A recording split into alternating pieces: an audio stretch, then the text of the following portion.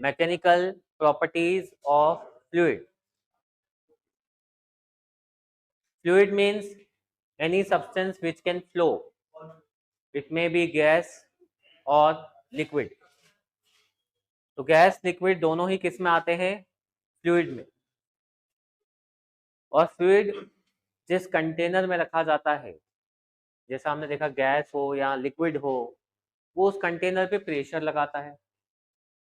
Now pressure क्या होता है? Force upon area, which is exactly thrust upon area. Now what is this thrust? Perpendicular force acting on an object is known as thrust. Units Newton per meter square, which is equals to Pascal, or CJ system Dian per centimeter square. Dimensional formula ml minus 1 T minus 2, and pressure is a scalar quantity.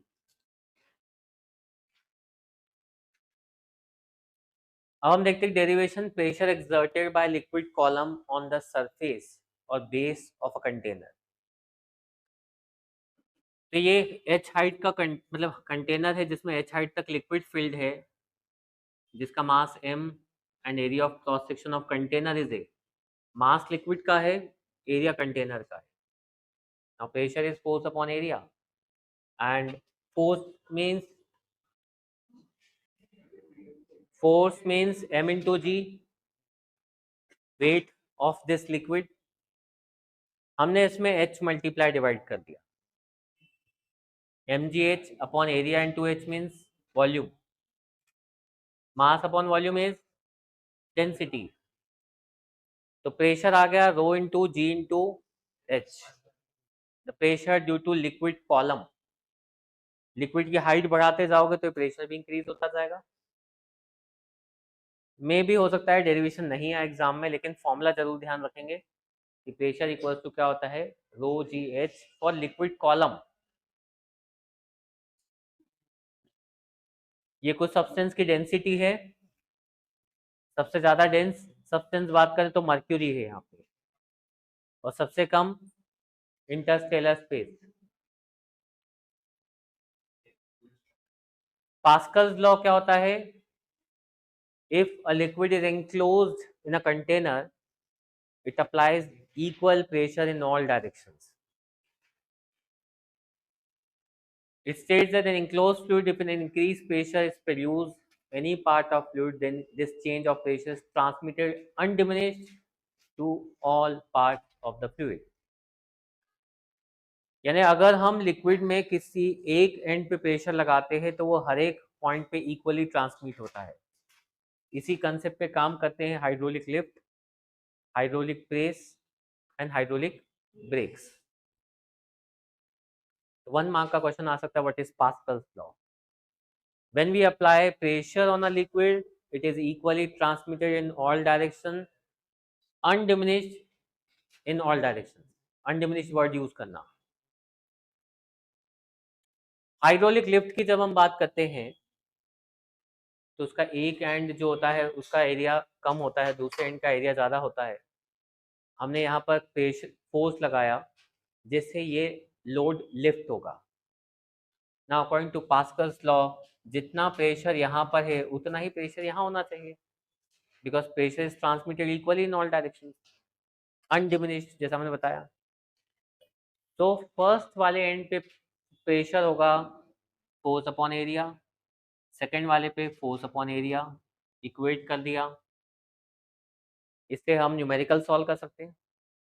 And one more thing कि अगर हमें ये निकालना है कि ये कितना movement हुआ, यानी मुझे लिक्विड की हाइट पता करनी है. सपोज इस तरफ h1 हाइट का मूवमेंट है, इस तरफ h2 हाइट का मूवमेंट है, तो यहाँ पर कंजर्वेशन ऑफ वॉल्यूम लगाएंगे. लेफ्ट साइड में जितना वॉल्यूम का मूवमेंट होगा, राइट साइड में भी उतना ही वॉल्यूम मूव होगा. And volume means area into height. तो h1 upon h2 equal to क्या होता है? a2/1. सिंपली तुम लोगों को ये दो फॉर्मूले याद रखने हैं. अगर तुम्हें फोर्स फाइंड करना है तो ये लगाना, और अगर हाइट फाइंड करना है, डिस्प्लेसमेंट ऑफ पिस्टन फाइंड करना है, तो ये फॉर्मूला लगाना. हाइड्रोस्टैटिक पैराडॉक्स के according whatever may be the shape of a container, the pressure at the bottom of container remains the same because pressure depends on the column height of the liquid, not on the shape of the container. This is known as hydrostatic paradox because हमें लगता था कि shape से pressure में change आना चाहिए, but pressure किस पे डिपेंड कर रहा है? हाइट ऑफ कॉलम पे, और तीनों में ही देखो हाइट सेम है ना, इसलिए प्रेशर भी क्या होगा? सेम होगा. This is known as hydrostatic paradox. ना जैसा हमने देखा प्रेशर हम पे अप्लाई होता है ड्यू टू एयर, बट वो प्रेशर को मेजर कैसे किया जाए? तो इसके लिए टॉरिसेली ने एक एक्सपेरिमेंट किया. उसने एक मर्क्यूरी से फिल्ड टब लिया और उसमें एक test tube, inverted test tube डाल दी, which is evacuated. That means उसके अंदर कुछ भी नहीं है, एयर भी नहीं है. सो इवैक्यूएटेड टेस्ट जो रहती है टेस्ट ट्यूब, उसके अंदर डाल दी. Now this test tube is 1 metre long, छोटी मोटी टेस्ट ट्यूब नहीं है. तब इस चौरीसाली ने क्या देखा कि जो मर्क्यूरी है वो कितना तक चढ़ गया इसमें? 760 which is equal to 76 centimetre. And इसी को नाम दे दिया गया 1 atmospheric pressure. 760 of Hg mercury is known as 1 atm. अगर मर्क्यूरी की जगह कोई और लिक्विड यूज किया होता तो वो बहुत ज्यादा हाइट तक जाता. फॉर एग्जाम्पल अगर इसने मर्क्यूरी की जगह, इसको क्या बोला जाता है? Mercury barometer. ध्यान रखना, barometer is a device which is used to measure the pressure. तो टॉरिसेली ने बताया कि हम कैसे एटमॉस्फेरिक प्रेशर को मेजर कर सकते हैं. मर्क्यूरी की जगह अगर हमने वाटर लिया होता तो हमें 10.3 मीटर लॉन्ग टेस्ट ट्यूब की नीड होती. प्रेशर हमें पता है रो जी एच होता है. Rho that is density of mercury is 13.6 into 10⁻³ g, height 0.76. तो कैलकुलेट करके ये पास्कल्स में इतना प्रेशर आता है which is known as 1 ATM. 1 ATM means 1.013 10⁵ pascal. Height को अगर 1 लिया जाए तो उससे हम प्रेशर कैलकुलेट करेंगे, that is equal to 1 torr. क्या बोलते हैं इसको? 1 टॉर. अगर हाइट को क्या ले ली जाए? 1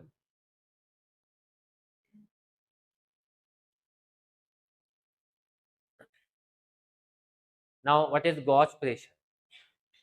जैसा हमने देखा कि दो तरह के प्रेशर होते हैं. प्रेशर जो डेप्थ पे होता है वो दो चीज़ों का सम है, due to liquid column and atmospheric pressure. जैसे हम एक स्विमिंग पूल के डेप्थ में चले गए तो हाइट के कारण हमारे पास लिक्विड कॉलम भी लग रहा है, उसका प्रेशर भी लग रहा है, और एटमॉस्फेरिक प्रेशर भी है. तो एटमॉस्फेरिक प्रेशर एंड लिक्विड का प्रेशर मिला के जो प्रेशर बनता है उसको टोटल प्रेशर बोला हमने. एंड इन दोनों के डिफरेंस को, total pressure minus atmospheric pressure, is known as gauge pressure. In short gauge pressure means जो लिक्विड कॉलम है, लिक्विड कॉलम ने जो हम पे प्रेशर लगाया, that is known as gauge pressure. Rho ji H. Clear है?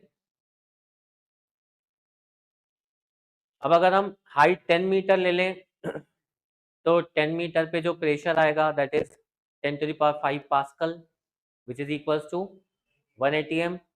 और 1 एटीएम एटमॉस्फेरिक प्रेशर है, 1 एटीएम लिक्विड का प्रेशर. तो टोटल प्रेशर कितना हुआ? टोटल 2 है, लेकिन जो गॉश प्रेशर है वो कितना है? Atmospheric pressure is also 1 ATM. यानी अगर हम वाटर में 10 मीटर की डेप्थ पे चले जाएंगे तो हम पे जो लिक्विड कॉलम यानी कि गॉश प्रेशर होगा वो भी कितना होगा? 1 एटीएम. अब हम प्रेशर के कुछ यूनिट्स देखें तो 1 टॉर मीन्स कितना होता है? 133 पास्कल. 1 बार 10⁵ pascal. 1 ATM 1.013 10⁵ pascal. Approx same है, बहुत माइनर डिफरेंस है. 1 एटीएम 1.013 बार. ये जितने यूनिट्स हैं इनको याद रखना है हमें.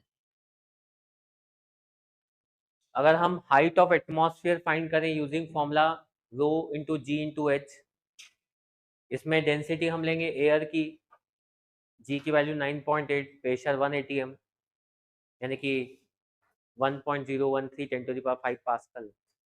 तो एटमॉस्फेयर बस 8 किलोमीटर तक आना चाहिए, लेकिन ऐसा नहीं है। प्रैक्टिकली एटमॉस्फेयर देखा जाए तो 400 किलोमीटर तक भी है। हाँ, ये बात अलग है कि वहां पर एयर की डेंसिटी बहुत कम हो जाती है, केवल 1% एयर बचती है। 8 किलोमीटर तब आएगा जब हम ये अज्यूम करें कि through out the atmosphere air की डेंसिटी सेम है, तो 8 किलोमीटर होता है। The height of atmosphere taken is 400 kilometre, जबकि 50 किलोमीटर के बाद एयर की डेंसिटी जो होती है, एयर का परसेंटेज कितना रह जाता है, 1% आफ्टर 50 किलोमीटर।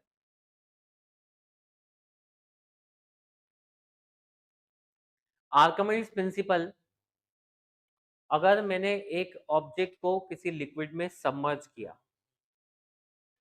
तो ऑब्वियसली वाटर डिस्प्लेस होगा। तो आर्किमिडीज ने क्या बताया कि अगर हम एक कंटेनर लें full of liquid up to the brim, and इसमें एक ऑब्जेक्ट को हमने सबमर्ज किया, तो लिक्विड डिस्प्लेस होगा, and the weight of liquid displaced, weight of liquid displaced equal to upthrust. Upthrust means a force which is applied by liquid in upward direction, which is also known as buoyant force. तो जो upthrust या buoyant force होता है which is applied by liquid, that is equal to weight of the liquid displaced. इस object का जो volume होगा उतना ही वॉल्यूम लिक्विड का डिस्प्लेस होगा। वॉल्यूम सेम होगा लेकिन वेट जो होगा वो किसके इक्वल होगा। अब इस ऑब्जेक्ट का वॉल्यूम मतलब पेयर है 4/3πr³। Density is mass upon volume, तो mass is density into volume, और वेट होगा m इंटू जी। इस तरह से वेट ये आया तो अपथ्रस्ट भी यही होना चाहिए, because according to Archimedes upthrust equal to weight of liquid displaced, so we take the density of liquid not the object। ये रो किसकी डेंसिटी है, लिक्विड की, ऑब्जेक्ट की नहीं। वॉल्यूम इज सेम, ऑब्जेक्ट का जितना वॉल्यूम लिक्विड का वॉल्यूम भी उतना ही, लेकिन ऑब्जेक्ट का लिक्विड का जो वेट होगा वो किसके इक्वल होगा, अपथ्रस्ट और बायोन फोर्स।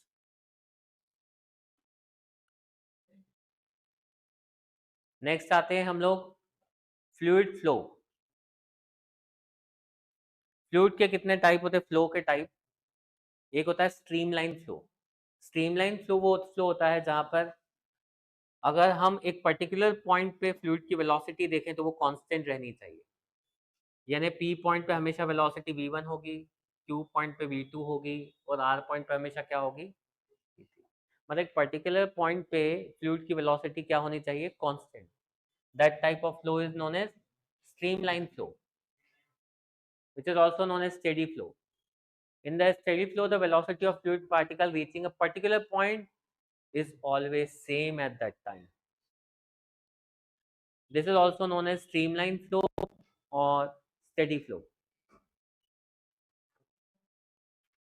नेक्स्ट हम इसमें पढ़े क्रिटिकल वेलोसिटी क्या होती है, तो उसके पहले हमें समझना होगा फ्लूइड का दूसरा टाइप, टर्बुलेंट फ्लो। फ्लूइड जो है अगर वो हर एक पॉइंट पे उसकी वेलोसिटी सेम रहती है तो दैट इज स्टेडी फ्लो, लेकिन अगर उसके बीच में कोई ऐसी चीज आ जाए जो उसके फ्लो को डिस्टर्ब कर दे, ये फ्लो देखो पूरा डिस्टर्ब फ्लो है। एक वेलोसिटी होती है जिसकी मैंने बात की critical velocity, critical velocity particular velocity तक ही फ्लो स्ट्रीमलाइन रहता है। अगर वेलोसिटी उससे ज्यादा हुई तो फ्लो डिस्टर्ब हो जाएगा, and that flow is known as turbulent flow. Critical velocity is the velocity of liquid flow up to which its flow is streamlined and above which it becomes turbulent. इस तरह से पूरा flow disturb हो जाएगा, जैसे river के बीच में एक पोल आ गया, एक स्टोन, एक बहुत बड़ा स्टोन आ गया, तो उसके आसपास जो है वो फ्लूइड वाटर जो ऐसे सर्कल्स बनाते हुए जाता है, वो क्या बन जाता है, कौन सा flow, turbulent flow. Now it is laminar flow. अगर लिक्विड लेयर्स के फॉर्म में मूव करे, जैसा कि हनी फ्लो करती है in the form of layer, that flow is known as laminar flow. तो स्टेडी फ्लो देखा जहां हर एक पॉइंट पे वेलोसिटी सेम होती है, बट सपोज वेलोसिटी ग्रेटर हो जाए क्रिटिकल वेलोसिटी से तो वो बन जाता है टर्बुलेंट फ्लो। फ्लो अगर लेयर्स के फॉर्म में है तो क्या बोलते हैं उसको, laminar flow. And the bundle of streamlines is known as tube of flow. तो ये टर्म्स है, लेकिन इसमें ज्यादातर जो एग्जाम में पूछा जाता है that is what is critical velocity और स्ट्रीमलाइन फ्लो।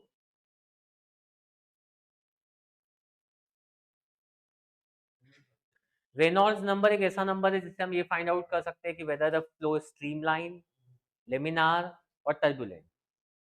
लेस देन 1000 है अगर रेनॉल्ड नंबर तो स्ट्रीमलाइन फ्लो, 1000 से 2000 के बीच में unsteady flow, greater than 2000 means turbulent. And this is the formula using which we can find the Reynolds number. Rho density, V velocity, D diameter and coefficient of viscosity. अभी तक हमने coefficient of viscosity नहीं देखा, आगे पढ़ेंगे क्या होता है। इक्वेशन ऑफ कंटिन्यूटी देखे, इसका डेरिवेशन एग्जाम में आ सकता है।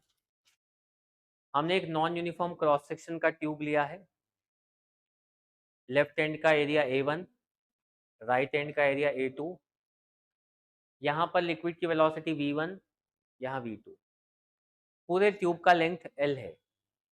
हमने अज्यूम किया है कि जो लिक्विड है वो नॉन विस्कस है, that means the friction between the layers of liquid is zero.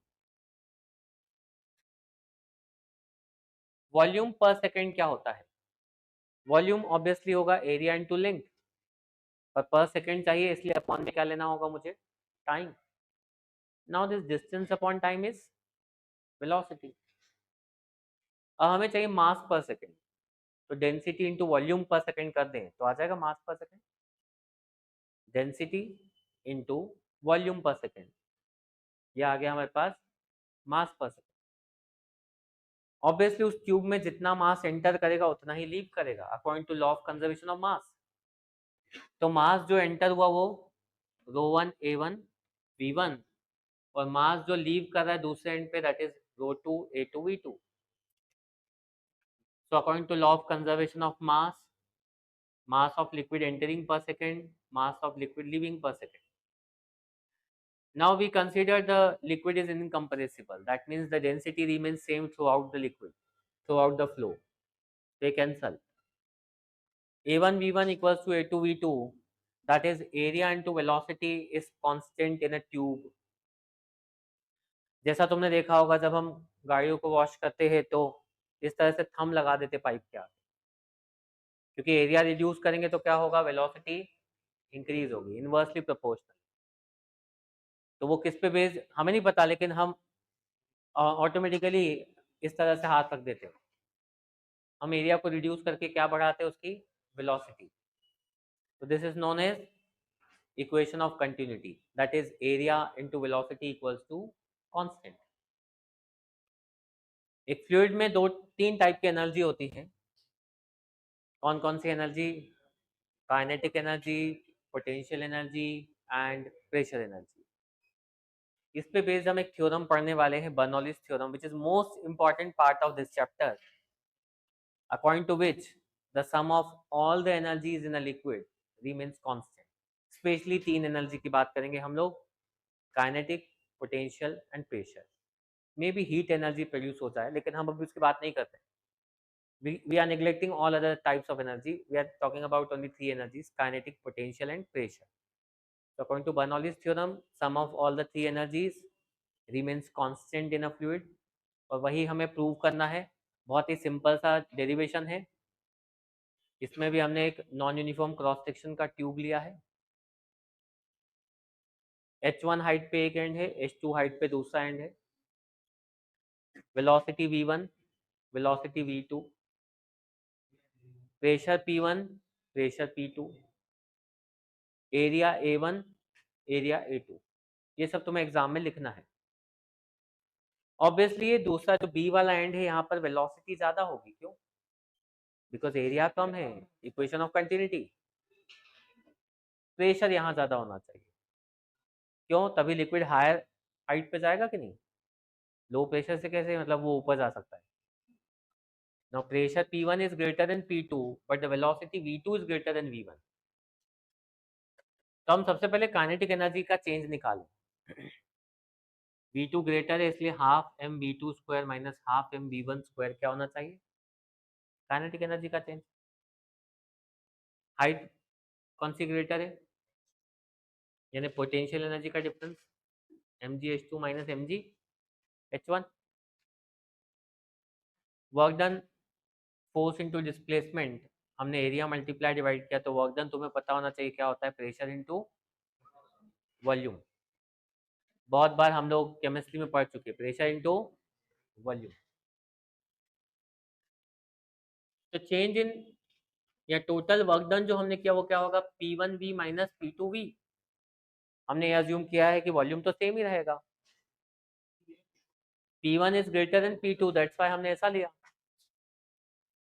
Now by the law of conservation of energy, total work done equals to change in kinetic energy plus change in potential energy.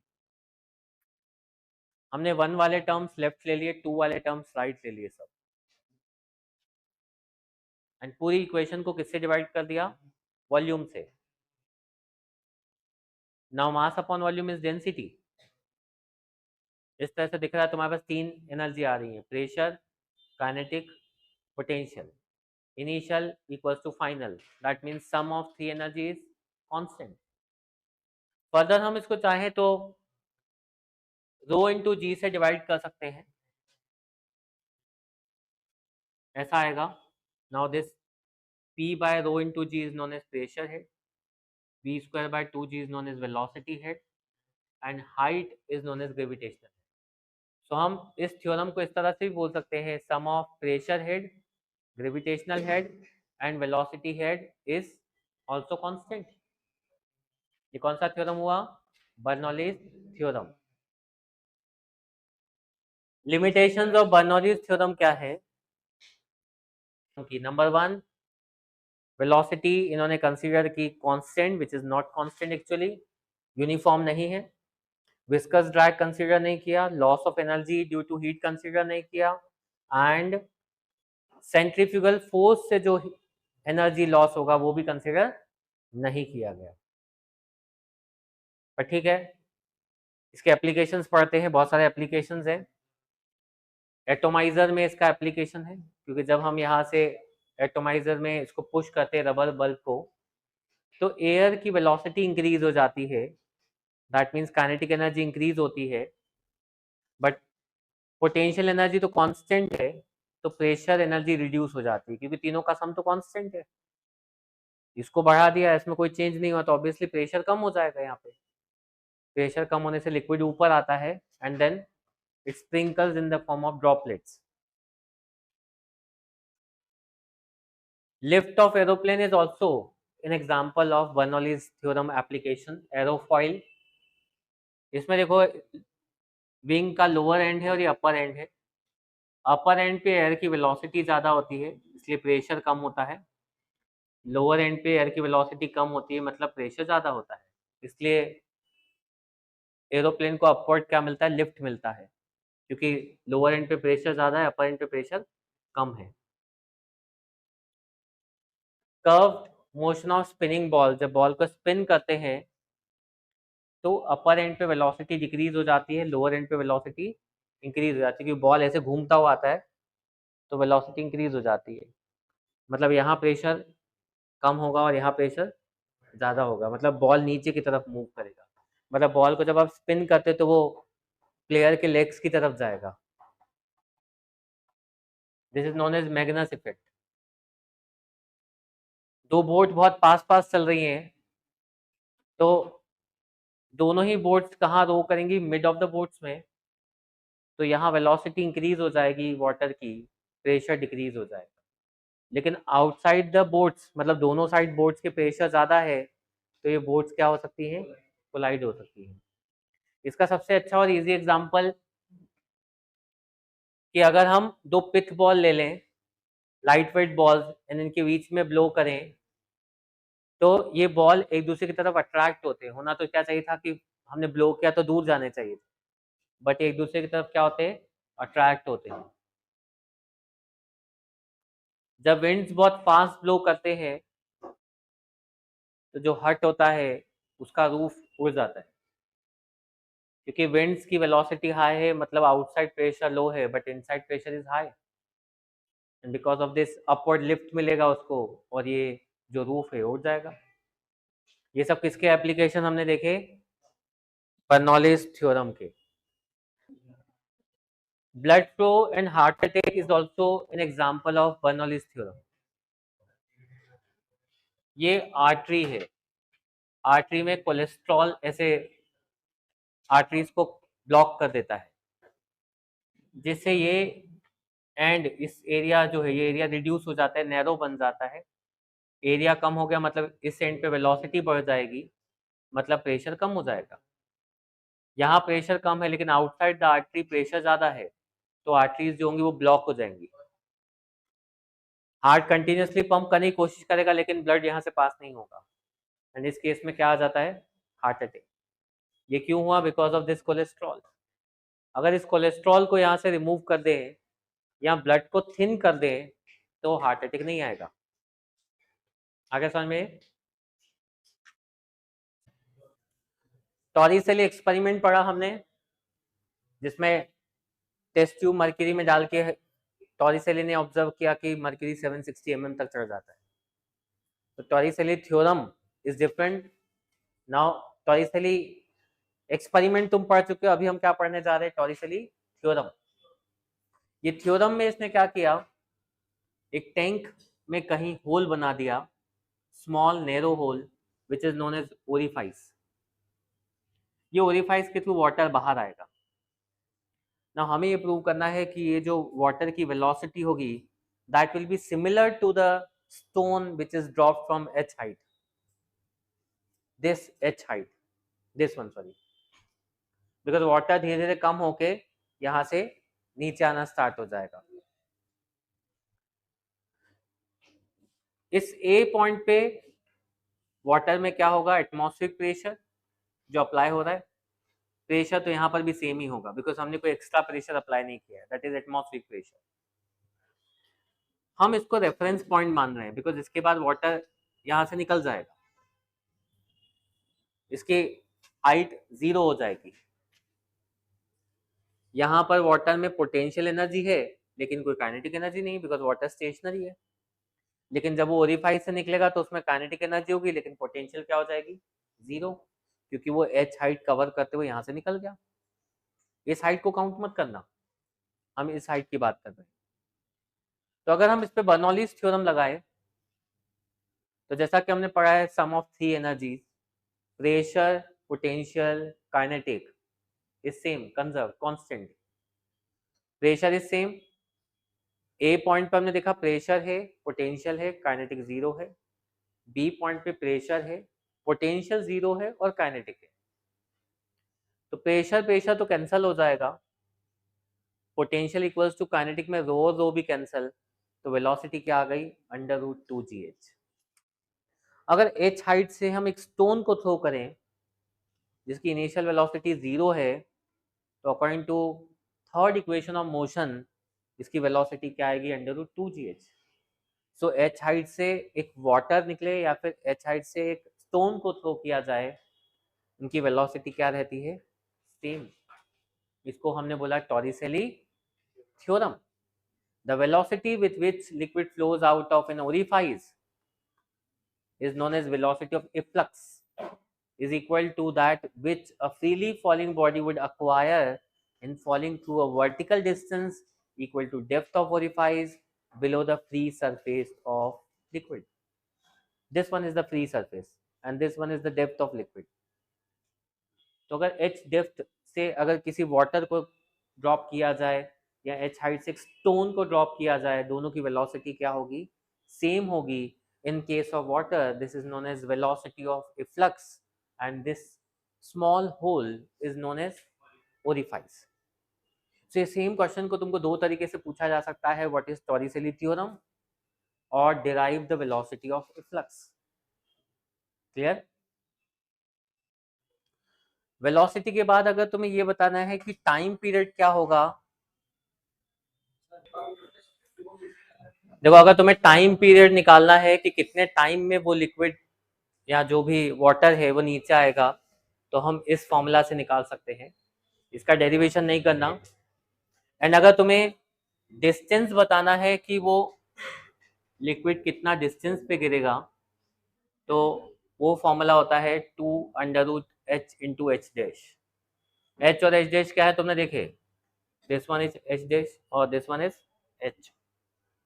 तो इस तरह से हम ये कुछ चीजें find कर सकते हैं using टॉरिसेली theorem.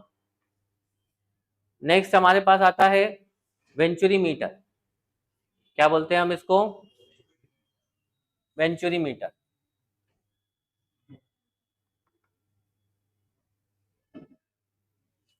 Venturi meter is also based on Bernoulli's theorem, and this device is used to measure the rate of flow of any fluids. Actually इसमें इस तरह का एक ओपनिंग होती है एंड बीच का पोर्शन बहुत ही स्मॉल नैरो पोर्शन होता है। सो यहाँ पर इस वाले एंड के एरिया का बात करें हम तो दैट इज A1, और ये एरिया की बात करें तो हमने इसको क्या लिया है A2 और स्मॉल a, कुछ भी ले सकते हैं। जैसे मुझे एक फ्लूइड की वेलोसिटी या फ्लो फाइंड करना है तो उसके पाइप को कट करके हमने बीच में ये चीज लगा दी। अब फ्लूइड यहाँ से फ्लो हो रहा है विथ v1 वेलोसिटी, एंड जैसा कि यहाँ पर वेलोसिटी जो होगी वो लो होगी, लेकिन यहाँ पर पहुंचने से वेलोसिटी हाई हो जाएगी बिकॉज नैरो है ये, according to equation of continuity. Area decrease करेंगे तो वेलोसिटी इंक्रीज होगी। तो भाई यहाँ पर v1 और v2 को कंपेयर करें तो v2 is greater, so k2 kinetic energy at this position is greater as compared to this one, and potential तो सेम है। ऑब्वियसली काइनेटिक एनर्जी अगर इंक्रीज होगी तो प्रेशर एनर्जी क्या होगी, डिक्रीज होगी। यहाँ प्रेशर कम है, यहाँ प्रेशर ज़्यादा है, तो हाई प्रेशर से ये लिक्विड को नीचे डाउनवर्ड पुश करेगा और ये ऊपर जाएगा। हम इस डिफरेंस को नोट कर लेंगे, ये डिफरेंस ही हमें हेल्प करेगा फ्लूइड की वेलोसिटी फाइंड करने में। कैसे हेल्प करेगा, हम लोग लगाएंगे इस पे बर्नौलीज थ्योरम। एंड इस वेंचुरी मीटर पे हमें दो चीजें जो होती है वो गिवन होती हैं, radius of this and and radius और एरिया ऑफ दिस एंड। या तो रेडियस गिवन होगी या फिर एरिया वेंचुरी मीटर पे रिटर्न होता है, क्लियरली गिवन होता है। ये ट्यूब में क्या फील्ड है ध्यान रखेंगे, यहाँ पर क्या है पूरे इसमें मर्क्यूरी, ये एक बैरोमीटर की तरह काम करता है। This is used to measure the pressure. Equation of continuity से A1 V1 A2 V2 आएगा। A2 को हमने स्मॉल a से रिप्रेजेंट किया है, सो V2 आ गया A V1 bye A, because हमें V1 फाइंड करना है V2 नहीं, तो इसलिए सबसे पहले मैंने V2 को एलिमिनेट कर दिया। अब हम लगाते हैं इसमें बर्नौलीज थ्योरम। अच्छा, प्रेशर का चेंज कैसे मेजर करेंगे, यहाँ का प्रेशर हाई है, यहाँ का प्रेशर लो है, तो change in pressure means rho into g into h. Density किसकी है, किसकी डेंसिटी, यहाँ क्या फिल कर रखा है हमने, मर्क्यूरी। हाइट यहाँ से नोट कर लेंगे, चेंज इन प्रेशर मिल जाएगा। बर्नौलीज थ्योरम लगाते, पॉइंट 1 पे pressure and potential energy, pressure energy, kinetic energy. Point 2 पे पोटेंशियल, प्रेशर, काइनेटिक। पोटेंशियल तो दोनों पे सेम है, कैंसल आउट हो गई। P1 minus P2 half rho V2 square minus V1 square आ गया। V2 की प्लेस पे हम लोग क्या रख सकते हैं, A V1 बाय A। ये डेंसिटी फ्लूइड की है ध्यान रखना, और ये डेंसिटी मर्क्यूरी की। स्क्वायरिंग की, V1 स्क्वायर कॉमन ले लिया, हमें V1 फाइंड करना है तो बाकी सबको अपॉन में ले लिया हमने। इस तरह से V1 का फॉर्मूला ये आता है हमारे पास। And sometime this change in pressure is represented by delta P, तो कभी कभी न्यूमेरिकल में हमको डायरेक्टली डेल्टा पी गिवन होता है बजाय कि इस हाइट के, तो हम ये फॉर्मूला अप्लाई करेंगे। क्या क्या इसमें अननोन है? This one is the density of mercury, g तो पता ही हमें, एच हाइट का difference, density of liquid, area of broader end, area of narrow end, -1। Rho ji h की जगह डेल्टा पी यूज कर सकते हैं, और इस तरह से हम लोग क्या फाइंड कर सकते हैं? एक फ्लूइड की वेलोसिटी, रेट ऑफ फ्लो। एक न्यूमेरिकल इधर ध्यान देंगे सब लोग, बहुत इंपॉर्टेंट न्यूमेरिकल, सबसे ज्यादा स्कूल एग्जाम्स में पूछा गया है। A fully loaded Boeing aircraft, mass given है, विंग का एरिया गिवन है, स्पीड गिवन है। Estimate the pressure difference between the lower and upper surface of wing. जैसा हमने पढ़ा था कि एयरलिफ्ट का रीजन ही है between the pressure difference between the upper and lower wing. Density given है एयर की, मास गिवन है, एयरक्राफ्ट का एरिया गिवन है, एवरेज स्पीड गिवन है। हमने इसको मीटर पर सेकंड में कन्वर्ट किया इनटू 5/18 करके। नाउ सबसे पहले प्रेशर डिफरेंस फाइंड करना है, which is equal to force upon area. तो फोर्स अपॉन एरिया किया, फोर्स यानी m इंटू जी, तो इससे हमारे पास प्रेशर डिफरेंस आ गया अपर विंग और लोअर विंग में। अब नेक्स्ट चीज पूछिए हमसे, fractional increase in the speed of air on the upper surface relative to lower surface. ये तो एवरेज स्पीड है, मतलब अगर लोअर वेलोसिटी को हम v1 और अपर को v2 ले लें, विंग के नीचे ऊपर की, तो उनका एवरेज ये है। लेकिन हमसे क्या पूछा है? उन दोनों वेलोसिटी का डिफरेंस पूछा है, डेल्टा वी पूछा है। अब जैसा कि हम बर्नौलीज इक्वेशन लगाएं, pressure energy, kinetic energy, potential क्यों नहीं ली मैंने? एरोप्लेन एक ही स्पीड, एक ही हाइट पे चल रहा है, तो पोटेंशियल एनर्जी तो चेंज नहीं होगी, कैंसल आउट हो जाएगी। P1 minus P2 half rho V2 square minus V1 square, A square minus B square से क्या आ गया? a minus B, A plus B. Now this a plus B upon 2 is क्या है? एवरेज वेलोसिटी जो हमारे पास है। डेल्टा पी हमने फाइंड कर लिया, एवरेज वेलोसिटी है, डेंसिटी ऑफ एयर है, कहाँ से आई? क्वेश्चन में गिवन है। सो वैल्यूज हमने पुट कर दी, सॉल्व करके डेल्टा भी आ गया हमारे पास। पर इन्होंने फ्रैक्शनल परसेंटेज चेंज पूछा है, तो परसेंटेज चेंज कैसे आता है? ओरिजिनल वैल्यू मतलब difference upon original value. Difference ये था, एवरेज वैल्यू ये है, इससे हमारे पास 0.08 फ्रैक्शनल चेंज आया। परसेंटेज चेंज कितना है? 8%। मतलब अपर और लोअर वेलोसिटी में कितने परसेंट का डिफरेंस होता है? 8% का।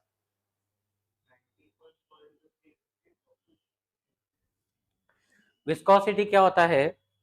लिक्विड के जो लेयर्स होते हैं वो जब एक दूसरे को स्लाइड करते हैं तो उनके बीच में एक फ्रिक्शन प्रोड्यूस होता है, that friction is known as viscosity.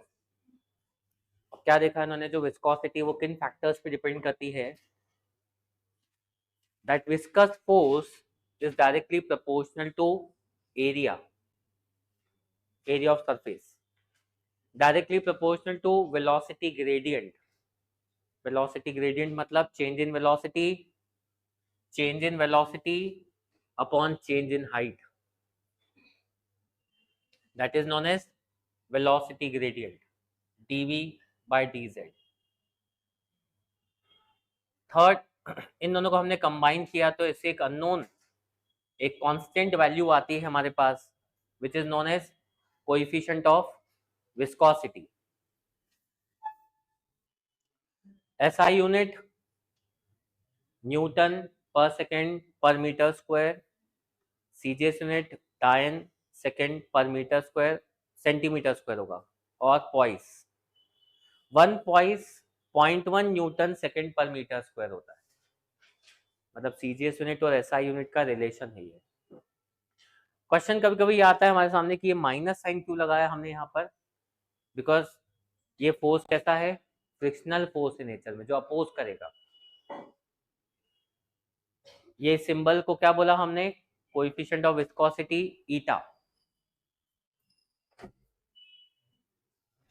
Dimensional formula जो हम ऑलरेडी फर्स्ट चैप्टर में पढ़ चुके हैं, ml-1 t-1, and coefficient of viscosity depends strongly on the temperature. जब हम टेम्परेचर बढ़ाते हैं तो लिक्विड की विस्कोसिटी डिक्रीज होती है, यानी अगर जैसे हमने किसी एक मशीन में ऑयल डाला तो जैसे से वो मशीन वर्क करती है तो टेम्परेचर इंक्रीज होता है, ऑयल की विस्कोसिटी कम हो जाती है, तो ऑयल क्या कर जाता है, उसमें से बाहर निकल जाता है पूरा।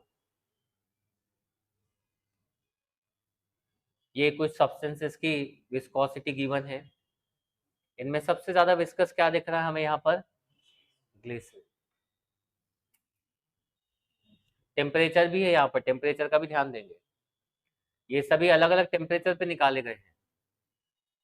टेम्परेचर अगर हमने इंक्रीज किया तो क्या बताया मैंने, क्या होगा, देखो 20 डिग्री पे 1 और 100 पे 0.3। लिक्विड में टेम्परेचर इंक्रीज करने से विस्कोसिटी क्या होती है, डिक्रीज होती है, लेकिन गैसेस में अगर हम बात करें तो टेम्परेचर बढ़ाने से विस्कोसिटी क्या हो गई, इंक्रीज हो गई।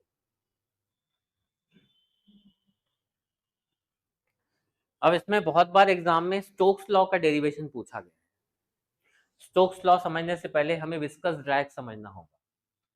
एक लिक्विड में अगर हम एक ऑब्जेक्ट डालें तो लिक्विड और सॉलिड के बीच में एक फ्रिक्शन क्रिएट होगा और वो उसको कहाँ मूव करने की कोशिश करेगा, upwards, like buoyant force. So that buoyant force or upthrust is different and viscous drag is different. This is a frictional force between the solid and liquid. And according to Stokes, this force is directly proportional to radius of this object,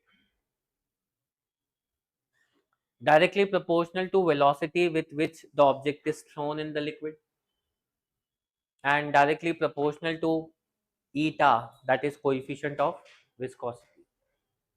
और जब हम formula derive करते हैं तो तुमने ये पढ़ा है इसमें डायमेंशनल एनालिसिस में, जैसा कि ये 3 चीज़ों पे डिपेंड कर रहा है, तो हमने इसको कंबाइन किया और इनके पावर क्या ले लिए, कुछ एबीसी ले लिए।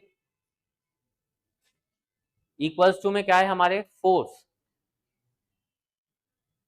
कांस्टेंट नहीं लेते हैं हम डायमेंशनल एनालिसिस में। नेक्स्ट क्या है यहाँ पर हमारे पास, फोर्स के बाद रेडियस मतलब length, velocity LT-1, coefficient of viscosity ML-1 T-1।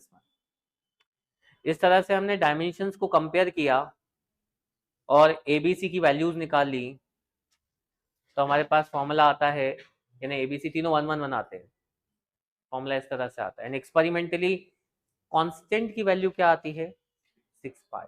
So this is the Stokes law. Using this formula we can find the viscous drag, that is the friction between solid and fluid. Even जैसे हम बात करें कि हमने air में भी किसी object को थ्रो किया तो उस पर भी विस्कस ड्रैग लगेगा, यानी ऑब्जेक्ट को जब आप वैक्यूम में थ्रो करोगे तो उस पर एक्सेलरेशन जी के इक्वल होगा, लेकिन जब आपने एयर में थ्रो किया है तो उस पर विस्कस ड्रैग लगेगा, मतलब उसका एक्सेलरेशन लेस देन जी होगा ना। जैसे हम एक फेदर को छोड़ दे तो वो देखा कैसे धीरे धीरे नीचे गिरता है, ऐसा स्विंग करता हुआ, क्यों, क्योंकि उसके ऊपर क्या लगता है, विस्कस ड्रैग। लेकिन अगर यही हम वैक्यूम में करते और एक फेदर और स्टोन को साथ में फेंक देते, सेम टाइम पे गिरेंगे, क्योंकि तब उसके ऊपर विस्कस ड्रैग नहीं लगेगा। क्लियर है।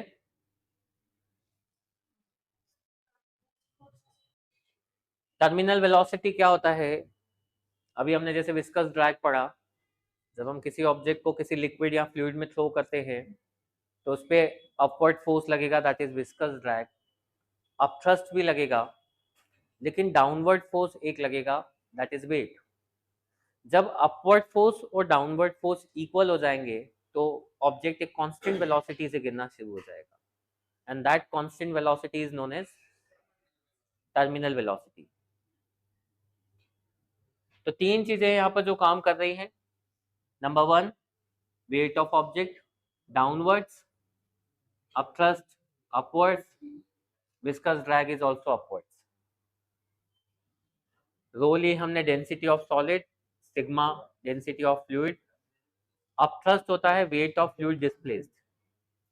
एंड मैंने बताया था कि अपथ्रस्ट के लिए फॉर्मूला ध्यान रखेंगे, density into volume into g. ये क्या आ गया, upthrust. Viscous drag 6 pi eta r v t, v of t means terminal velocity, because हम फाइंड वही करना चाहते हैं। Now total upward force means viscous drag और अपथ्रस्ट, और total downward force means weight m into g. Weight means density into volume, and volume किसका, object का। And obviously balancing की कंडीशन में, इक्विलिब्रियम की कंडीशन में, ये अपवर्ड फोर्स इक्वल्स टू क्या हो जाएंगे, डाउनवर्ड फोर्स। हमने इसको राइट साइड लिया, कॉमन लिया, एंड ये सब टर्म्स को अपॉन में लेके वीटी की वैल्यू निकालना चाहते हैं, इधर वाले टर्म्स को अपॉन में लेके। इस तरह से हमारे पास टर्मिनल वेलोसिटी का फॉर्मूला आ जाता है 2/9 r square g eta into bracket में क्या है, रो माइनस सिग्मा। रो किसकी डेंसिटी है, फ्लूइड की, और सिग्मा किसकी डेंसिटी है, सॉलिड की। स्टार्टिंग में मैंने बताया था, ठीक है। तो दो डेंसिटी की बात कर रहे हैं हम यहाँ पर। कौन कौन सी डेंसिटी ली है हमने, एक रो किसकी डेंसिटी बताई मैंने, solid, sigma, fluid. Formula clear है सबको, क्या आया हमारे पास, इसका डेरिवेशन भी एग्जाम में आ सकता है। टर्मिनल वेलोसिटी का हमने फॉर्मूला डिराइव कर लिया। Now suppose density of solid is greater then the density of fluid, in that case the body will attain constant velocity in downward direction. but अगर density of solid less हो गई density of liquid से, तब object कैसे जाएगा, नीचे नहीं जाएगा, नीचे गिरते गिरते एक टाइम बाद वापस ऊपर आना शुरू हो जाएगा।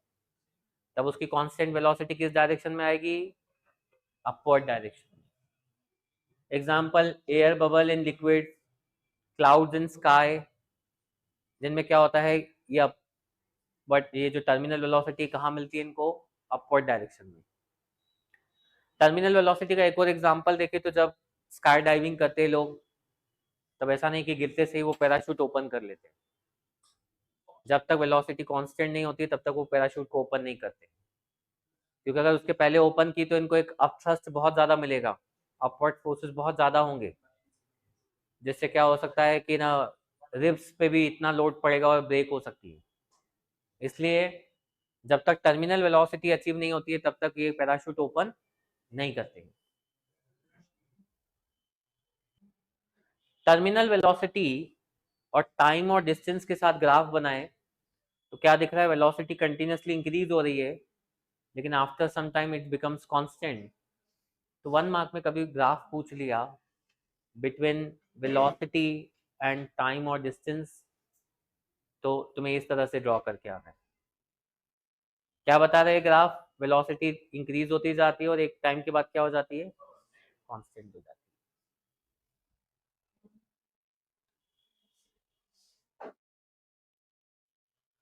हम दो तरह के फोर्सेस पे आते हैं, cohesive force, adhesive force. Water के मॉलिक्यूल्स जो होते हैं वाटर को ही अट्रैक्ट करते हैं, मतलब सिमिलर सब्सटेंसेस जो होते हैं वो एक दूसरे को क्या करते हैं, अट्रैक्ट करते हैं। That force is known as cohesive force.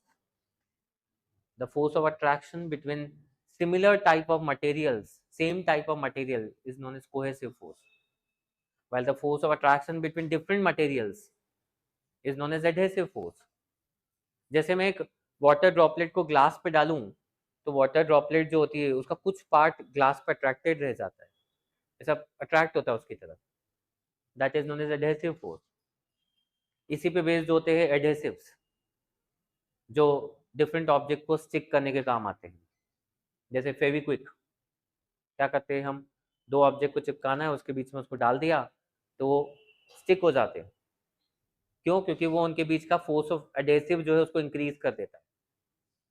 Paper को पेपर से स्टिक करना है, ग्लू लगा दिया बीच में, तो ग्लू इनके बीच में कौन सा फोर्स ऑफ अट्रैक्शन लेके आता है? Adhesive force. तो सेम सब्सटेंस के बीच में जो फोर्स होता है that is cohesive, different substance के बीच में जो फोर्स ऑफ अट्रैक्शन होता है that is adhesive.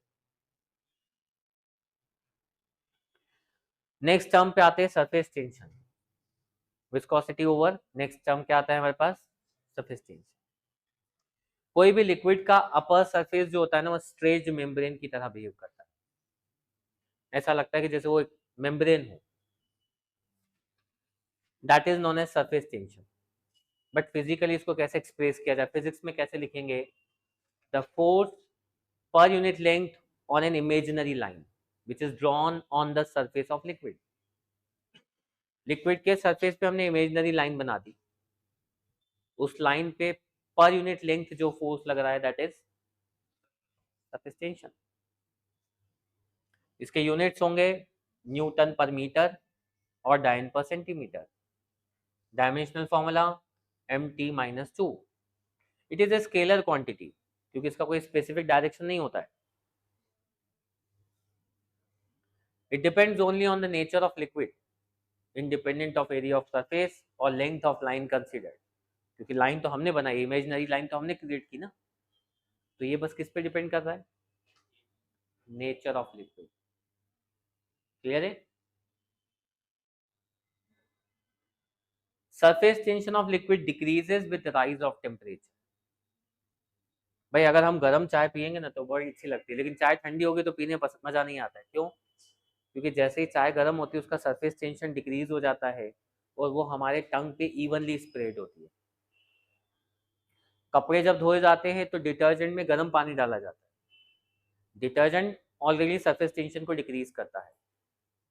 Insoluble impurities जो होती है ना वो सरफेस टेंशन को डिक्रीज करती है। जैसा तुमने शायद पढ़ा होगा डिटर्जेंट कोलाइडल सॉल्यूशन बनाता है, ट्रू सॉल्यूशन नहीं है, मतलब वो इनसॉल्युबल इम्प्योरिटीज की तरह बिहेव करता है। एंड हमने टेम्परेचर भी बढ़ा दिया तो सरफेस टेंशन और कम हो गया, जिससे वाटर इवनली स्प्रेड होगा। तो टेम्परेचर इंक्रीज करने से सरफेस टेंशन क्या होता है? डिक्रीज होता है। A highly soluble substance like sodium chloride when dissolved in water increases the surface tension, but sparingly soluble substance like phenol when dissolved in water decreases the surface tension. Salt डालेंगे तो surface tension बढ़ेगा, लेकिन ऐसा कोई substance डाला जो completely dissolve नहीं होता है, स्पेरिंगली सॉल्युबल है, तो वो सरफेस टेंशन को डिक्रीज करेगा। अब जैसा मैंने बताया कि सरफेस एक स्ट्रेच मेम्ब्रेन की तरह है। अब सपोज मैंने एक ऐसा कोई चीज ले ली, जैसे सर्कुलर लूप लिया, उसके अंदर मैंने एक बबल बना दिया, सोप बबल। अब वो सोप बबल क्या करेगा, उस पर एक प्रेशर मतलब फोर्स लगाने की कोशिश करेगा उस रिंग पे, और वो अगर फोर्स लगा रहा है और सपोज वो डिस्प्लेसमेंट भी हो रहा है तो इन दैट केस वो एनर्जी है उसमें। कौन सी एनर्जी है? Potential energy. It's a type of potential energy. हमने एक लूप बनाया इस तरह का जिससे हम इसको क्लियरली विजिबली देख सकते हैं। इस लूप में ये वायर मूव कर सकती है। अब मैंने इसमें एक सोप बबल बना दिया, तो तुम क्या देखोगे कि ये सोप बबल जो होगा वो श्रिंक होता है, और जब श्रिंक होगा तो वायर क्या करेगा? मूव करेगा। क्या कोई चीज बिना एनर्जी के मूव कर सकती है क्या? मतलब सरफेस टेंशन ने एनर्जी क्रिएट की, and that energy is known as surface energy which is a form of potential energy. इसकी यूनिट होती है जूल पर मीटर स्क्वायर या अर्थ पर सेंटीमीटर स्क्वायर। mt-2 इसका डायमेंशनल फॉर्मूला होता है surface tension into change in area. Surface tension into change in area, इसको डिराइव करते हैं। ऐसा ही मैंने एक लूप लिया, इस लूप में लूप श्रिंक हुआ with x distance, Now as we know the work done is force into displacement, and force कहाँ से आएगा? सरफेस टेंशन के फॉर्मूला से, which is equal to force upon length. But length कौन सी? ये वायर का लेंथ। इसको हमने डबल क्यों लिया? बिकॉज दो लेयर बन रही है, एक आगे भी और एक पीछे भी। कभी भी ऐसा बबल सिंगल नहीं बनता है, उसमें डबल लेयर बनती है और बीच में हल्का सा लिक्विड होता है। तो 2 लेयर्स हैं, इसलिए लेंथ क्या ली? 2L, यानी फोर्स क्या आ गया? T into 2L। ये फोर्स हमने इस वर्क डन में पुट कर दिया। Now this length into this breadth, this length, ठीक है। कौन से लेंथ की बात करें, ध्यान देना, ये लेंथ इंटू ब्रेथ। एरिया होगा, डबल एरिया होगा, एक आगे का एक पीछे का, इसलिए इसको हमने एरिया से ही रिप्रेजेंट किया है, that is delta A, change in area. Area कम हो गया। पहले वाला एरिया हम माने पूरा कंप्लीट फिल्म का A1, अभी वाला एरिया मान ले A2, तो A1 माइनस A2 यानी क्या हुआ? This one, delta A. इस तरह से सरफेस एनर्जी का फॉर्मूला क्या बन जाता है हमारे पास? Surface tension into change in area. जब हम एक ट्यूब में किसी लिक्विड को लेते हैं तो वो अपना एक मिनिस्कस बनाता है, उसका एक शेप बनता है इस तरह का। It may be convex, concave और straight. This is known as meniscus, shape of meniscus. क्यों? क्योंकि लिक्विड जो है ना वो प्रेशर लगाता है। एक एटमॉस्फेरिक प्रेशर लग रहा है लिक्विड के ऊपर, एक लिक्विड के अंदर से प्रेशर आता है due to surface tension.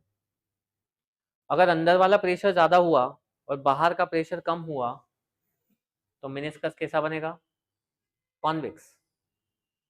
Atmospheric pressure ज्यादा हुआ तो मिनिस्कस कैसा बनेगा? कॉनकेव। और दोनों ही प्रेशर इक्वल हुए तो फ्लैट। क्लियर? इसलिए अब हम जो नेक्स्ट डेरिवेशन करने जा रहे हैं that is pressure inside the liquid drop. Liquid drop के अंदर प्रेशर है, वही निकालना है हमें। तो हमने एक लिक्विड ड्रॉप लिया है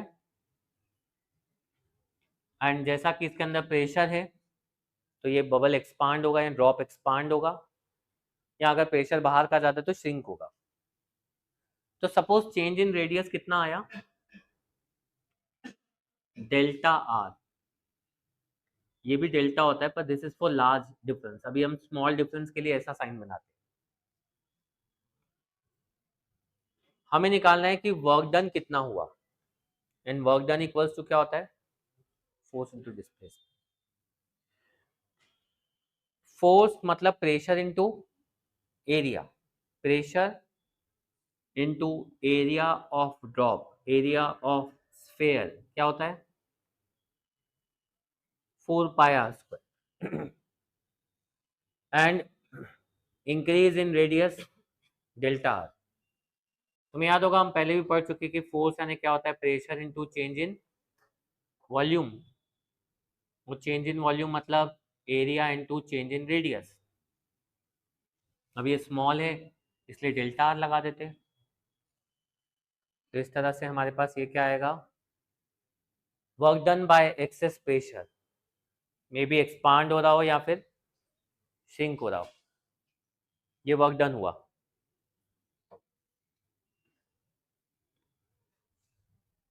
चेंज इन एरिया मतलब final minus initial area. Initially r radius था लेकिन अब इंक्रीज होके रेडियस क्या बन गया है? R plus delta r. तो चेंज इन सरफेस एरिया आएगा 4πr² माइनस 4πr²। 4π कॉमन लिया, होल स्क्वायर ओपन किया, ये cancel. Delta r square negligible है, इसको निग्लेक्ट कर दिया तो चेंज इन एरिया आ गया। Now surface energy is surface tension into change in area. अभी हमने डिराइव किया, पहले तुमने क्या फाइंड किया था? Work done. अभी भी ये surface energy which is converted into work done. Work done क्यों हो रहा है? Because of surface energy. इन दोनों को इक्वेट किया हमने तो कैंसल करके प्रेशर इनसाइड द ड्रॉप क्या आता है? 2T/R। T मतलब सरफेस टेंशन, R रेडियस। अगर यहीं ड्रॉप की जगह बबल लिया जाए तो प्रेशर जो होगा इसका ट्वाइस होगा। क्यों ट्वाइस होगा? क्योंकि उसके केस में एरिया का जो चेंज है वो भी ट्वाइस होगा। बबल के अंदर दो लेयर हैं, एक अब ऊपर की तरफ एक अंदर की तरफ, और बीच में मैंने बताया डबल लेयर के बीच में क्या होता है? लिक्विड होता है। इसलिए बबल के केस में क्या होना है? एरिया को भी क्या लेना है हमें? ट्वाइस। इसलिए प्रेशर भी कैसा आ रहा है? Twice.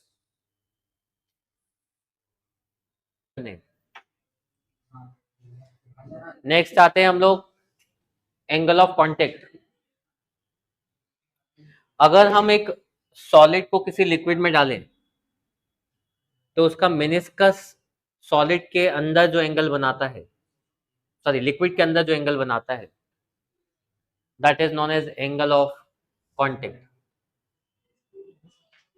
Angle of contact means when a liquid comes in contact with a solid surface, the liquid surface is generally curved, meniscus form करता है. The angle of theta between tangent plane to the liquid surface at the point of contact and the solid surface inside the liquid is called angle of contact. अगर जैसे मैंने एक इस तरह से test tube ले ली और उसके अंदर एक लिक्विड डाल दिया तो ऐसा कुछ मिनिस्कस बना रहा है सपोज, तो इस मिनिस्कस पे जो टेंजेंट होगी वो सॉलिड के साथ लिक्विड के अंदर जो एंगल बनाती है that is known as angle of contact. Solid के साथ लिक्विड के सरफेस की टेंजेंट, यहीं अगर ये मिनिस्कस जो है वो कॉन्वेक्स होता, कॉनकेव की जगह कॉन्वेक्स होता, तब टेंजेंट ऐसा बनता और तब हम एंगल भी ये वाला लेते। तो तुमने नोटिस किया जब मिनिस्कस कॉन्वेक्स है तो एंगल ऑब्ट्यूज है, और मेनिस्कस जब कॉनकेव है तो एंगल एक्यूट है। तो मेनिस्कस के कॉनकेव होने पर एंगल कैसा बनता है? ये एक्यूट, और कॉन्वेक्स होने पर concave meniscus liquid wets the solid surface. तो जब कॉनकेव बनाता है ना तो दैट मीन्स वो लिक्विड जो है वो सॉलिड पे इवनली स्प्रेड होगा, वो उसको वेट करेगा। लेकिन अगर कॉन्वेक्स मेनिस्कस है तो it does not wet the solid surface. जैसे कि ग्लास पे मर्क्यूरी के ड्रॉप्स डाले जाए तो मर्क्यूरी उसके ऊपर स्प्रेड ही नहीं होता है, क्योंकि ग्लास और मर्क्यूरी के बीच का एंगल ऑफ कांटेक्ट कैसा है? ऑब्ट्यूज। जब ये मेनिस्कस के साथ एक्यूट एंगल बनाएगा तभी वेट करेगा, ऑब्ट्यूज में वेट नहीं करेगा। Plane meniscus liquid does not wet the solid surface, plane में भी नहीं करेगा। मतलब एक ही केस है जब ये वेट करेगा लिक्विड, जब कैसा एंगल होगा? Acute angle.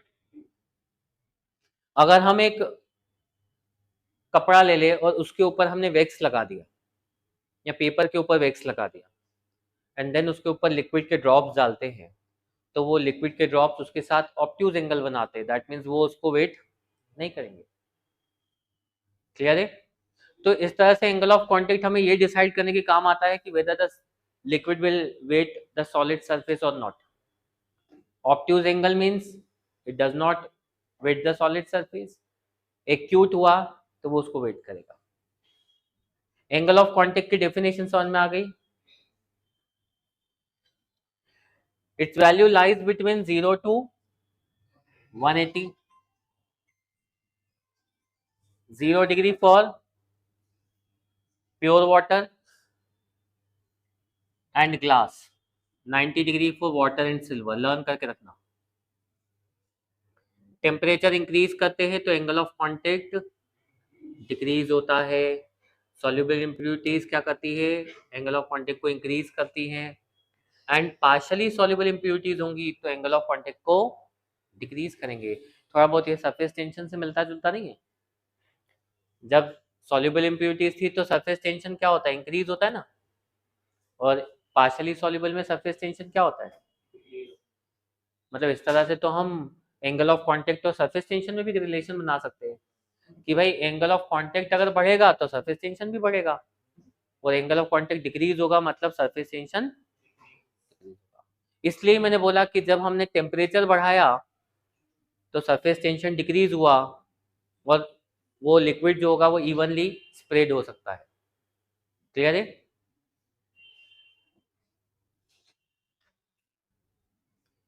कैपिलरिटी पे आते हैं। कैपिलरी मीन्स क्या होता है, a thin tube with uniform both, a tube with a fine and uniform bore throughout its length is called capillary tube, and जब उस कैपिलरी को किसी लिक्विड में डालते हैं तो वाटर अपने आप राइज होना स्टार्ट होता है। That phenomena is known as capillarity. The phenomena of rise और fall of liquid, it is not necessary कि वो लिक्विड राइज ही होगा, फॉल भी हो सकता है। द फिनोमेना ऑफ राइज और fall of liquid in a capillary tube is called capillarity. अगर आपने वाटर में ग्लास की कैपिलरी डाली तो वाटर राइज होगा, लेकिन मर्क्यूरी में ग्लास की कैपिलरी डाल दी तो मर्क्यूरी फॉल होगा, राइज नहीं होगा, क्योंकि उसका एंगल ऑफ कांटेक्ट कैसा बनता है, ऑब्ट्यूज, जबकि यहाँ एंगल ऑफ कांटेक्ट कैसा होता है ग्लास और वाटर में, acute. So capillary is nothing but A small tube with uniform bore, इतना थिन बोर जितना हमारे हेयर का थिकनेस होता है। ऐसा नहीं कि हमने स्ट्रॉ पानी में डाल दी तो पानी अपने आप स्ट्रॉ में चढ़ जाएगा, चढ़ेगा लेकिन बहुत कम। जितना थिन ट्यूब होगी वाटर उतना ऊपर चढ़ेगा। जैसे अगर हम एक टॉवेल लें, उसको पानी में डाल के रख दे तो पानी अपने आप उसमें चढ़ता हुआ बाहर आना शुरू हो जाएगा। एक काम करो, बकेट ले लो और बकेट में पानी भर के उसमें टॉवेल डाल के रख दो, उसका एक एंड पानी में और दूसरा एंड बाहर रख दो, थोड़ी देर बाद क्या होगा, पूरा पानी बाहर आना शुरू हो जाएगा। That is because of capillarity action. Example देखे तो ब्लॉटिंग पेपर, जिससे हम इंक को एब्जॉर्ब करते हैं, अगर कहीं इंक गिर जाती है तो उसके ऊपर ब्लॉटिंग पेपर रख देते हैं। Tissue papers, blotting paper are similar to tissue papers. तो आखिर वो टिश्यू पेपर्स के अंदर छोटे छोटे क्या होते हैं, कैपिलरीज होते हैं। टॉवेल का एग्जांपल मैंने बताया। जैसे कि हम बात करें विक और थ्रेड ऑफ कैंडल, दिया जलाते हैं घर में तो क्या करते हैं हम, उसमें एक कॉटन या एक धागे जैसा उसके अंदर डाल देते हैं, तो उसमें से एक्चुअली क्या होता है, वो लिक्विड ऊपर जा रहा है और वही जल रहा है। Swelling of would in rainy season, बारिश के दिनों में हमने देखा है कि घर में जो भी दरवाजे वगैरह होते हैं ना, वो थोड़े से फूल जाते हैं, बंद होना बहुत मुश्किल हो जाते हैं। क्यों? क्योंकि उनके अंदर कैपिलरीज होती है जिनमें क्या चला जाता है, water. By capillary action water reaches each branch of plant. Plant में भी वाटर जाइलम के थ्रू ऊपर चढ़ रहा है, तो जाइलम मीन्स क्या है, उसके अंदर कैपिलरीज है। क्या होती है उसके अंदर, कैपिलरीज। तुमने देखा है कि जब किसान खेती करता है तो बीज डालने के पहले, सीड्स को सो करने से पहले वो क्या करता है, प्लगिंग करता है फील्ड की। क्यों करता है वो? क्योंकि जो सॉइल है उसके अंदर कैपिलरीज बन जाती है, उसको ब्रेक कर रहा है। अगर ऐसा नहीं करेगा तो जितना पानी डालेगा वो सब इवोपरेट हो जाएगा। समझ गए? लास्ट फॉर्मूला हमारे चैप्टर का, that is ascent formula. This is somewhat most important as the Bernoulli's theorem. तो जितना हमारे लिए बर्नौलीज थ्योरम इंपॉर्टेंट, उतना ही हम इसको इंपॉर्टेंस देंगे। यानी एग्जाम में या तो आपको बर्नौलीज थ्योरम मिलेगा या फिर एसेंट फॉर्मूला मिलेगा। और थर्ड, इसमें एक चीज और आ सकती है, वो pressure inside the drop, pressure inside the bubble. कभी कभी बहुत बार वो भी चीज पूछ ली जाती है। ऐसा लगता है कि हम एक्सपेक्ट कर रहे होते बर्नौलीज और एसेंट को, और मिल जाता है हमें क्या, pressure inside the bubble. Ascent formula में हमें ये डिराइव करना है कि अगर किसी कैपिलरी को एक फ्लूइड में डाला तो फ्लूइड किस हाइट तक राइज होगा, उसकी हाइट फाइंड करनी है आपको। जैसे हमने एक कैपिलरी को फ्लूइड में डाला तो उस पर एक लग रहा है एटमॉस्फेरिक प्रेशर, लेकिन अंदर से एक और प्रेशर लग रहा है। फ्लूइड के अंदर से कौन सा प्रेशर लगता है, pressure inside the drop. Pressure inside the drop ज्यादा है, प्रेशर इनसाइड द लिक्विड ज्यादा है, इसलिए लिक्विड कहाँ जा रहा है, ऊपर जा रहा है। कब तक ऊपर जाएगा भाई, हमेशा थोड़ी ऊपर जाएगा, कब तक जाएगा, जब ये प्रेशर इनसाइड द लिक्विड और एटमॉस्फेरिक प्रेशर इक्वल हो जाएगा तो वो स्टॉप हो जाएगा, ठीक है ना। कब तक राइज होगा, जब तक कि ये दोनों प्रेशर इक्वल नहीं होते। क्लियर। अब इसमें हमारे पास दो रेडियस है, एक रेडियस स्मॉल आर कैपिलरी की रेडियस है और स्मॉल ए मिनिस्कस की रेडियस है। अब मिनिस्कस की रेडियस हम किसी भी तरीके से फाइंड नहीं कर सकते हैं, लेकिन कैपिलरी की रेडियस हम मूविंग माइक्रोस्कोप से फाइंड कर सकते हैं। इसलिए हम कैपिलरी की रेडियस को रख सकते हैं लेकिन मिनिस्कस की रेडियस को हटा देंगे, एंड ये एंगल बन रहा है एंगल ऑफ कांटेक्ट। ज्योमेट्री से हम प्रूव कर सकते हैं दिस इज आल्सो थीटा। तो अभी हम मैं प्रूव नहीं कर रहा हूँ इस चीज को। तो हमारे पास ए है, आर है और इनके बीच का एंगल क्या है, theta. R radius of capillary, a radius of meniscus. Obviously base upon hypotenuse cos theta होगा, यानी ए क्या आ जाएगा, आर अपॉन कॉस थीटा। इस एच हाइट ने जो प्रेशर क्रिएट किया that is rho into g into h, होगा ऐसा। ये प्रेशर और pressure inside the drop equal हो जाना चाहिए, जब बैलेंस होगा तो इक्विलिब्रियम होगा। हमने दोनों को इक्वेट किया, यहां से हाइट आ गई 2t बाय रो जी ए, टी मतलब सरफेस टेंशन। और जैसा मैंने बताया हम मिनिस्कस का रेडियस नहीं निकाल सकते हैं, तो इस ए को हमने किससे सब्स्टिट्यूट कर दिया, आर कॉस थीटा। इस तरह से तुम्हारे पास ये 2t cos theta by rho g r जो फॉर्मूला है this is known as ascent formula. मतलब वो लिक्विड किस हाइट तक चढ़ेगा हम इस फॉर्मूला से फाइंड कर सकते हैं। बहुत रेयरली इस क्वेश्चन के साथ साथ, मतलब इस डेरिवेशन के साथ तुम्हें एक न्यूमेरिकल भी पूछ लिया गया है। कुछ नहीं है, ज्यादा बड़ा डिफिकल्ट काम नहीं है, सब वैल्यूज दे देंगे तुम लोगों को उठा के, वैल्यूज पुट कर देना इसमें। तो ये आ गया हमारे पास एसेंट फॉर्मूला। इसका एक और डेरिवेशन होता है which is little bit difficult.